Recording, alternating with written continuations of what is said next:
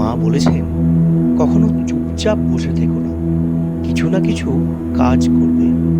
একটা কিছু কাজ নিয়ে থাকতে হয়, না হলে অলস মনে নানা চিন্তা এসে ভিড় করে। অলসতা আমাদের মানসিক ও শারীরিক স্বাস্থ্যের উপর নেতিবাচক প্রভাব ফেলে। যখন আমরা কোনো কাজ করি না, তখন আমাদের মন খালি থাকে এবং সেই খালি মনে অপ্রয়োজনীয় এবং নেতিবাচক চিন্তা স্থান করে নেয়। বাংলায় বলা হয়, অলস মস্তিষ্ক শয়তানের কর্মশালা।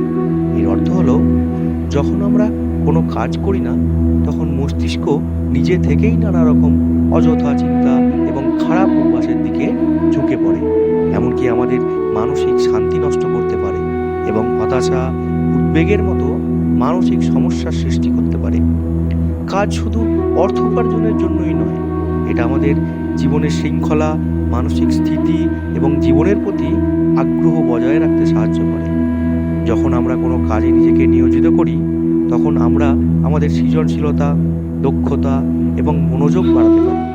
কাজ আমাদের সময়কে অর্থবহ করে তোলে এবং জীবনের উদ্দেশ্য খুঁজে পেতে সাহায্য করে।